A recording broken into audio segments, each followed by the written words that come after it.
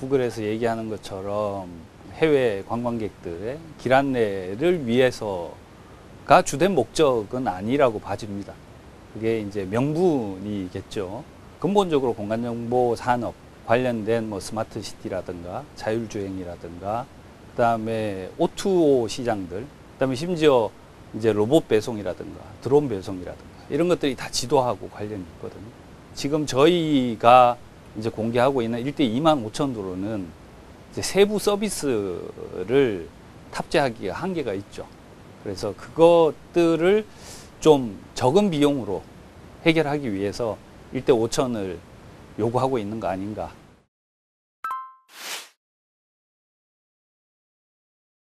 데이터 센터를 놓으면 아무래도 국내에 세금을 내야 하고 그 다음에 국내 법의 틀 속에 들어와야 하니까 글로벌 기업으로서는 뭐 자존심이 상할 수도 있고요.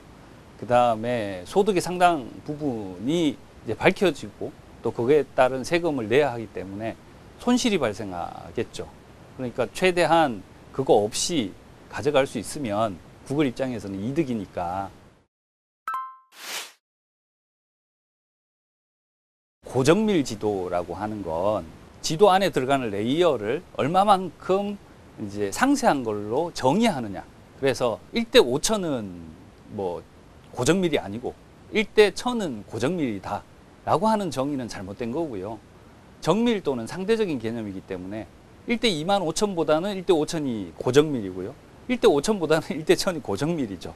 예를 들면 1대 1000을 가지고도 자율주행은 못합니다.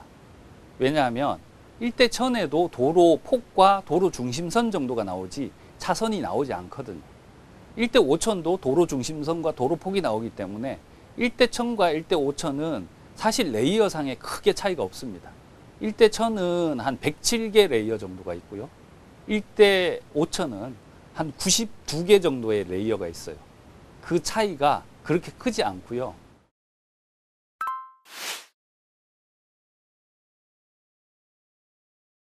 지금 1대 5천을 달라고 하는데 1대 5천을 가지고도 사실은 도보 길 안내는 어렵습니다. 왜냐하면 횡단보도가 1대 5천에는 없어요. 횡단보도 레이어가 1대 1000에 있어요. 그러니까 인도와 육교는 1대 5천에 있기 때문에 길 안내를 어느 정도는 할 수 있는데 횡단보도까지 있어야지 사람이 어떻게 길을 건너는지 알 수 있잖아요. 그러면 이제 1대 5천, 1대 1000이 필요한 거고 곧 이어서 1대 1000도 달라고 하겠죠, 이제.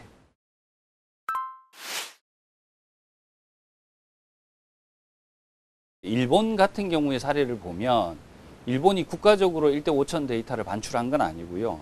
국가에서 젠린이라는 회사를 통해서 이제 구글하고 계약을 맺어서 반출을 한 걸로 알고 있는데 그게 2019년 이후에 구글과 젠린이 계약을 종료를 했어요. 그 얘기는 뭐냐 하면 구글이 기본 데이터 1대 5천을 일본에서 가져가서 자기네 위성 영상과 AI 기법으로 스스로 갱신해서 이제 데이터를 생산할 수 있는 체계를 갖췄다라고 봐야 되는 거고요. 국가적인 데이터를 이제 실제로 이제 구글에서 좀 갱신을 하고 있다고 봐야 되는 상황이라고 생각이 되고 그렇게 되면 결국은 이제 국가에서 이중 투자를 하게 되는 거죠. 구글이 아마도 일본 국내의 지도를 굉장히 싼 가격으로 배포를 하게 되면 일본 내에 있는 지도 생산하는 기업들은 다 망하지 않을까. 장기적으로 보면 구글에 종속될 수도 있다. 그래서 뭐 국내에서도 비슷한 양상이 벌어지지 않을까.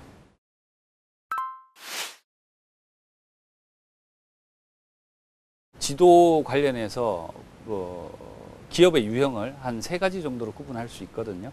첫 번째는 지도를 생산하는 기업들. 이제 뭐 항축 회사로 대표되는데 그런 기업들이 있고요.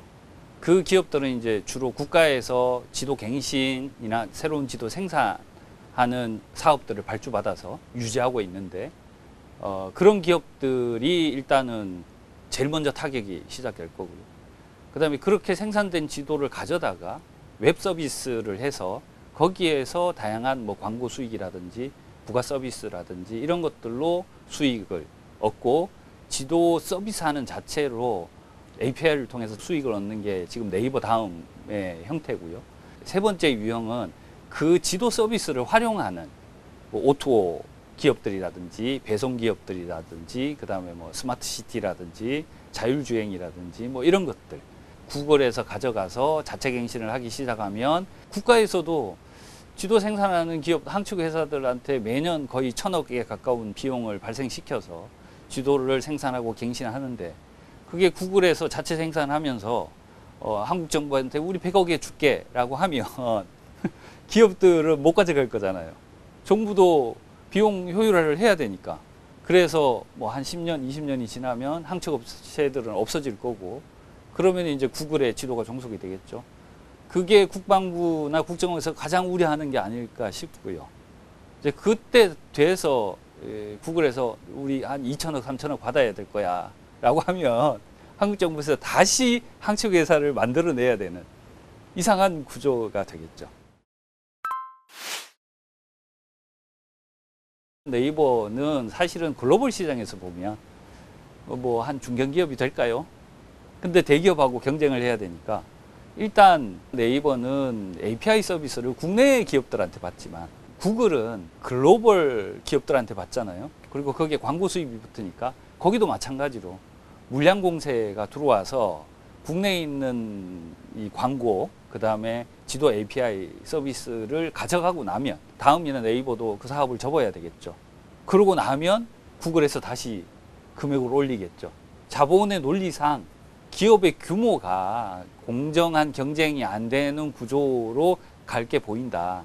마찬가지로 저렴한 가격에 지도 API 서비스를 하다가 그걸 갑자기 확 올려버리면 이제 그걸 견뎌내지 못하는 기업들은 도산하겠죠.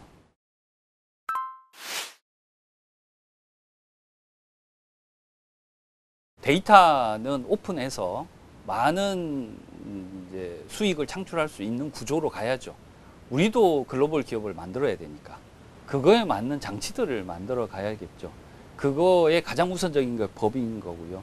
예를 들면 지적재산권을 어떤 식으로 부여할지, 그걸로부터 창출되는 수익을 어떻게 배분할지, 그 다음에 국내 기업과 글로벌 기업의 그 세금 문제를 어떤 식으로 해결할지.